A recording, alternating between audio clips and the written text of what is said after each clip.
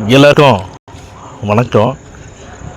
இந்த பதிவில் எதை பற்றி பார்க்க போகிறோம் அப்படின்னு கேட்டிங்கன்னா, அதாவது மக்களே, நல்லா ஒரே ஒரு விஷயந்தான். அரசன் அன்று கொள்வான், தெய்வம் நின்று கொள்ளும் சொல்லுவாங்க. அதே மாதிரி நம்ம யாராக இருக்கிறோம், நம்ம என்னவா இருக்கிறோம், நம்ம யாருக்கு என்ன துரோகம் பண்ணணுமோ அது நமக்கு கண்டிப்பாக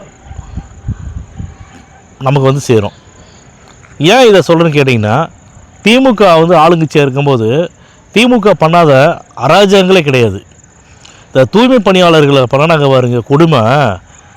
இந்தியாவிலே வேறு யாருமே தூய்மை பணியாளர்களை ஆளுங்கட்சி அந்தளவுக்கு கொடுமை பண்ணியிருக்க மாட்டாங்க. அந்த அளவுக்கு தூய்மை பணியாளர்களை, ஏன்னா ஆற்றுலாம் இறங்கி உயிரை தற்கொலை பண்ணிக்க போனாங்க பணி நியமனம் பண்ண சொல்லி.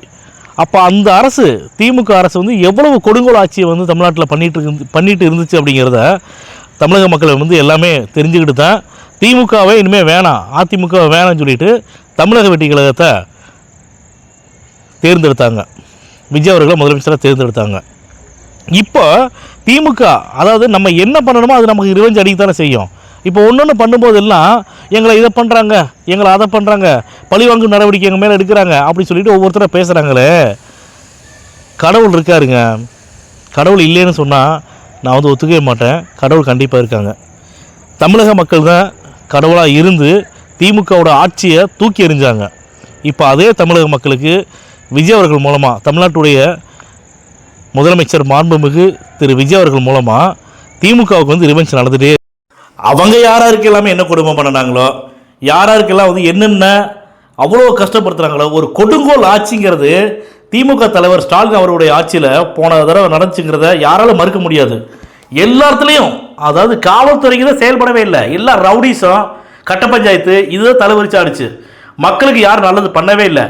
இப்போ உங்கள் மேலே நடவடிக்கை எடுத்தா எங்களை பழிவாங்க நடவடிக்கை. ஆமாம், கோடிக்கணக்கான பணத்தை லஞ்சமாக வாங்கி வைப்பீங்க, கோடிக்கணக்கான பணத்தை ஊழல் பண்ணுவீங்க. சொல்லுங்கள், அப்போ இல்லாத ஒன்றெல்லாம் உருவாக்குவீங்க. குதிரை பேரம் சொல்லிட்டு இருந்தீங்க. இப்போ 35 கோடி 50 கோடின்னு சொல்லி குதிரை பேசி பேரம் பேசி அந்த டிரான்சாக்ஷன் வரைக்கும் கொண்டு வந்தது யாரு? அப்போ உங்களுக்கு குதிரை பேரம் என்ன தெரியாதா? 75 வருட கட்சி அப்படிங்கிறீங்க.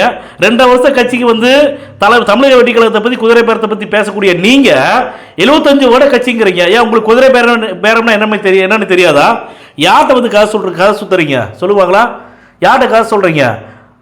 கலராக ரீல் சுற்றுறது, கலராக கதை சொல்கிறது, யார்கிட்ட நீங்கள் கதை சொல்கிறீங்க சொல்லுங்கள். தமிழக மக்கள் நீங்கள் சொன்னால் திமுகவோட முன்னாள் அமைச்சர்கள் பேட்டி கொடுத்தா எல்லாமே தமிழக மக்கள் நம்பிடுவாங்களா?